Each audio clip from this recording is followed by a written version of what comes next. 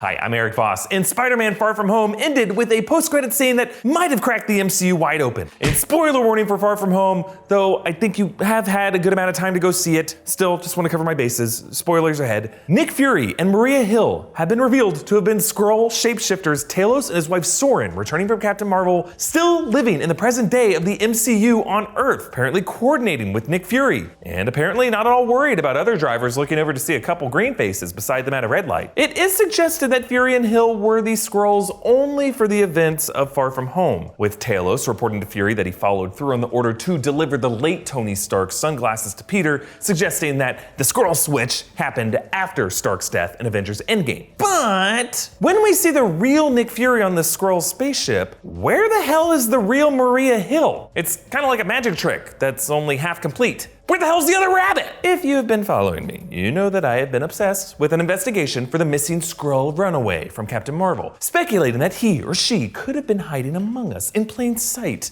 as a character that we have known for years. I've been mocked, laughed away, for suggesting that we may one day see Nick Fury's shiny bald head turn to green. But now, vindication! Shooting webs everywhere! And the fact that the real Maria Hill is MIA has me wondering, how much do we really know about Agent Hill? Is there even a Maria Hill? Could the Maria Hill that we thought we knew have been a Skrull shapeshifter for a lot longer? And the missing greenie I've been seeking had been at Fury's side the whole time? Say it with me, the whole time. We will investigate in this episode of Skrull Search.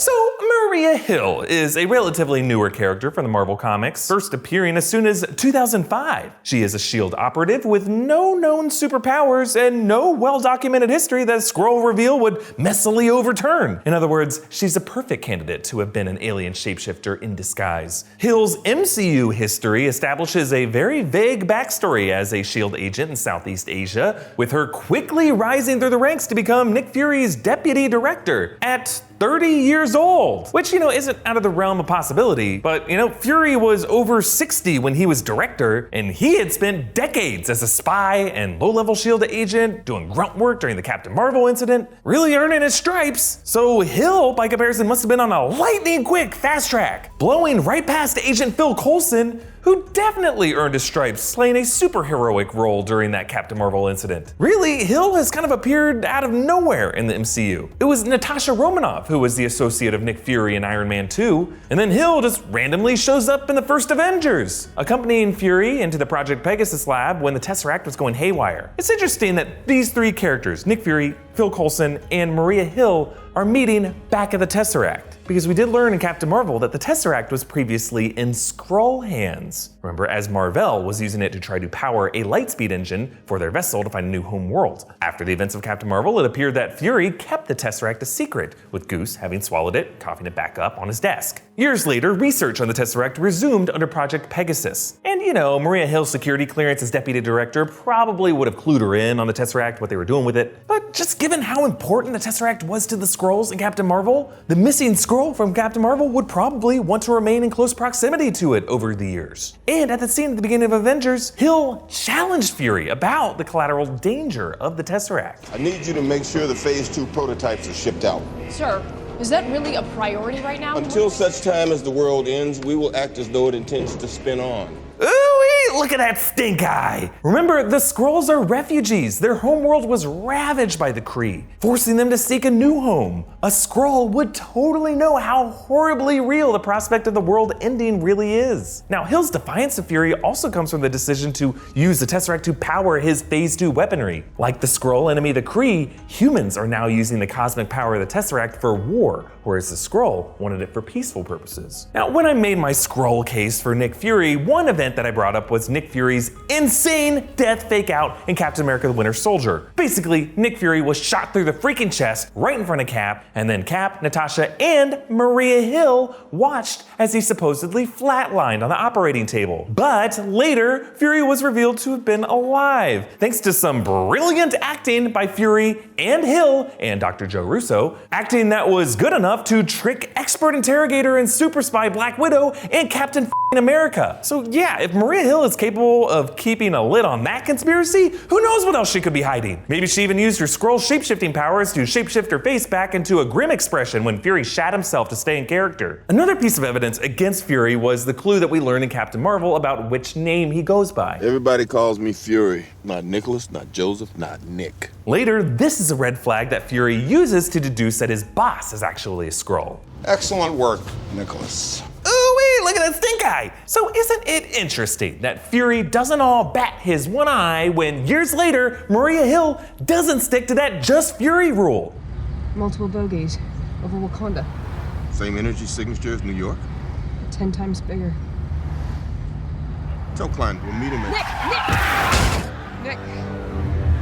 3 Nicks! And not only that, but rewatching that Infinity War post-credit scene, doesn't it sound like Maria Hill has a bit of an accent on that first line? Multiple bogeys over Wakanda. And you know what really makes that odd is that in British slang, bogey means booger. Now, Talos' wife Soren doesn't have a British accent, at least in Captain Marvel, but let's assume that the identity of Maria Hill, in the MCU at least, was an identity fabricated by that one missing Skrull number 4 from Captain Marvel. That Skrull could have an accent. Over the years, Fury could have hidden Hill Skrull in the ranks of S.H.I.E.L.D., fast-tracking Hill Skrull up through the ranks to become his right-hand Skrull, keeping an eye on the Tesseract, and keeping an eye on him during the takeover of S.H.I.E.L.D. by Hydra and Winter Soldier. Fury would trust one of the Skrulls over Phil Coulson because Coulson wasn't there for that Captain Marvel Tesseract mission. The Skrulls were pivotal to the moment Fury became the Fury we know, and Fury could be certain that the Skrull, as an extraterrestrial, would have nothing to do with Hydra, just an alien buddy removed from all the Earth drama. Later, in Spider-Man Far From Home, we learned that Fury in that movie was Talos in disguise, with the real Fury on a Skrull spaceship, but we don't see Maria Hill on that ship. Why not? Perhaps the identity of Maria Hill could be one that the Skrulls use as a posting on Earth. Kind of like the Santa Claus you see in the mall. It's not the real guy, he's up in the North Pole, of course.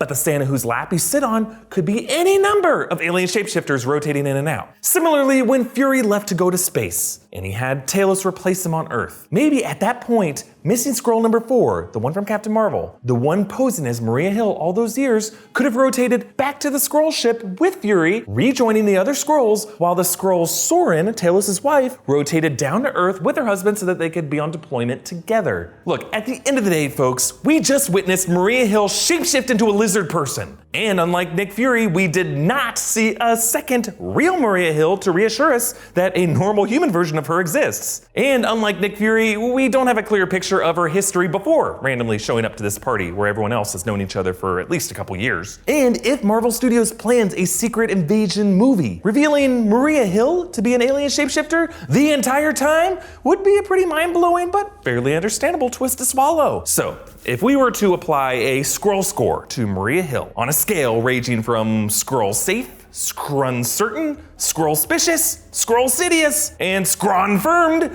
I'm gonna give Maria Hill a Skrull score of Skrullsidious. I was thinking spicious, but you know, we freaking saw her shapeshift, which should be Skronfirmed. But based on the reasonable doubt over how long she could have been a Skrull, I'm just gonna split the difference. But I would say she would tie with Nick Fury at the highest rating, and going backwards, I would say Carol Danvers probably at Skruncertain, Tony Stark probably Skrull safe, based on the hate I got in the comments. But you never can tell, so whom do you think I should investigate next in our Skrull search? Comment down below with your thoughts and follow me on Instagram and Twitter at Erik Voss, and subscribe to new Rockstars for breakdowns and theories of everything Marvel. Thank you for joining me, and no, I will not stop jamming the awful to pronounce word Skrull into words to make up new words. As Thor said, all words are made up. Oh my god.